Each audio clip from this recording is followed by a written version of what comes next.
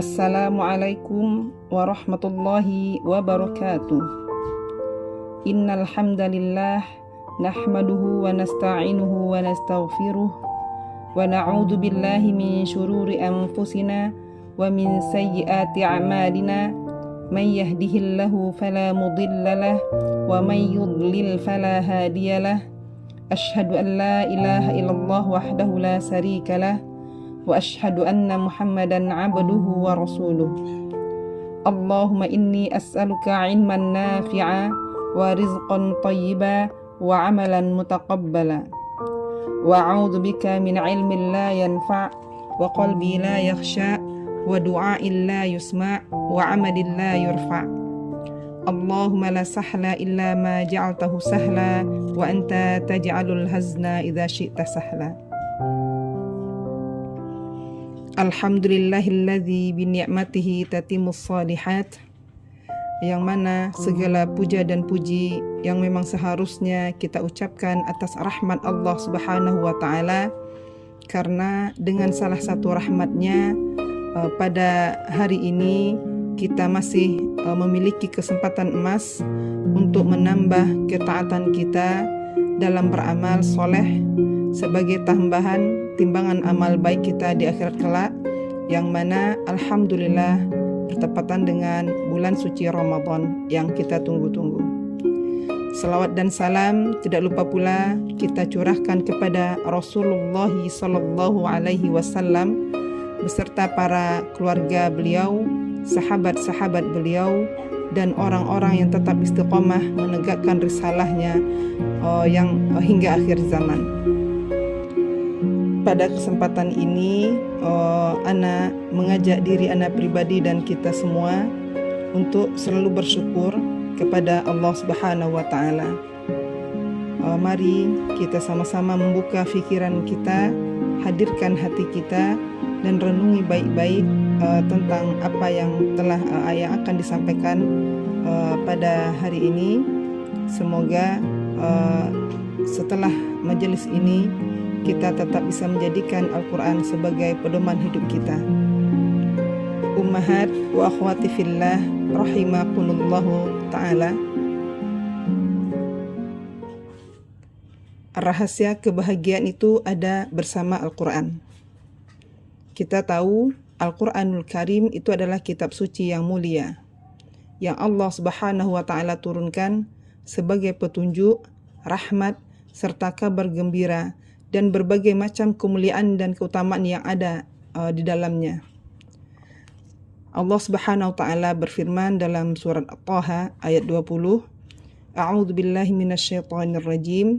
Fa imma ya'tiyannakum minni huda famanittaba'a hudaya fala yadhillu wala yashqa. Yang artinya, dan jika datang kepadamu wahai manusia petunjuk dariku, maka barang siapa yang mengikuti petunjukku dalam Al-Quran, maka dia tidak akan tersesat dan tidak akan sengsara atau celaka di akhirat nanti. Dan juga para sahabat mulia, yang mulia itu Abdullah bin Abbas radhiyallahu anhu ta'ala berkata, Allah menjamin bagi orang-orang yang membaca Al-Quran dan mengamalkan kandungannya, dia tidak akan tersesat di dunia dan tidak akan sengsara di akhirat.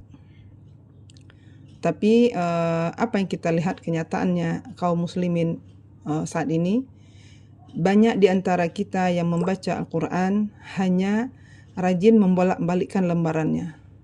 Akan tetapi rasanya fungsi dan manfaat itu kurang kita dapati.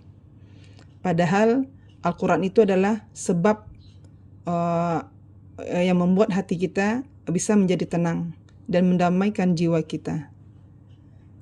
Allah Subhanahu wa taala berfirman, la bidzikrillah tatma'innul qulub.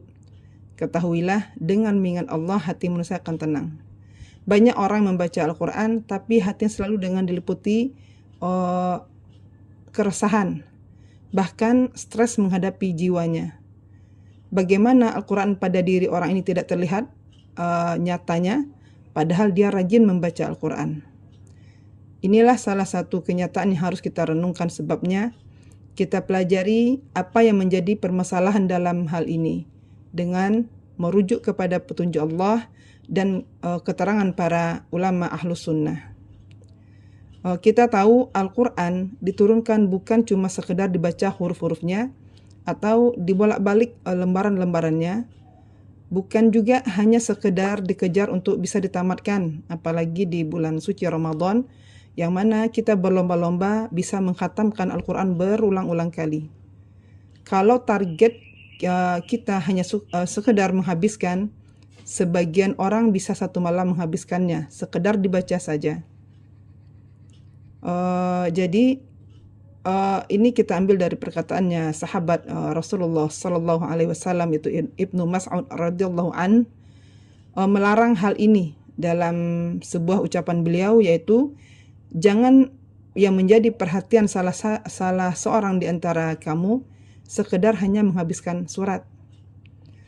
Maksudnya untuk mempercepat bacaannya. Jadi Al-Quran tujuan utamanya bukan diturunkan untuk itu, tapi tujuan Al-Quran diturunkan adalah untuk bisa diamalkan kandungannya yang seharusnya bisa dipahami isinya, dimengerti maknanya, makna yang terkandung di dalamnya. Fungsi Al-Quran bisa kita dapatkan secara sempurna, itu tergantung bagaimana kita memahami isinya, menghayati keindahannya. Makanya Al-Quran itu dijadikan sebagai petunjuk, obat bagi penyakit hati, dan kabar gembira bagi orang-orang muslim, yaitu orang muslim yang berserah diri kepada Allah dan menjaga kita dari segala keburukan.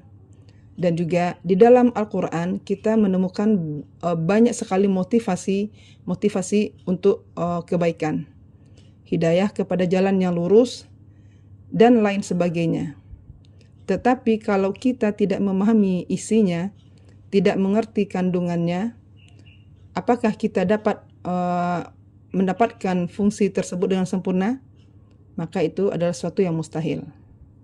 Maka Ibnul Qayyim rahimahullah ta'ala menjelaskan hal ini dengan menyatakan satu pernyataan penting, bahwa fungsi dan manfaat dari Al-Quran itu tergantung sejauh mana kita memahami dan mengerti kandungan yang terdapat di dalamnya. Maka sudah sepantasnya kita tidak hanya sekedar membaca, tapi mulailah untuk mentadaburi ayat-ayat Al-Quran yang kita baca. Mungkin selama ini kita bisa menjawab sudah berapa kali khatam membaca Al-Quran. Lalu bagaimana, apakah bisa kita menjawab sudah berapa kali kita membaca arti-arti Al-Quran, arti dari ayat-ayat Al-Quran yang kita baca, biar kita bisa mentadaburi maknanya. Jadi sangat penting untuk kita terus mengusahakan agar kita memahami Al-Quran. Karena sebagian ulama mengatakan berapa banyak orang yang membaca Al-Quran, tapi justru Al-Quran melaknat dirinya. Maka ketika kita punya target membaca Al-Quran, jangan hanya sekedar banyak-banyakkan kuantitas, tapi manfaatnya juga harus kita bisa ambil dari apa yang kita baca.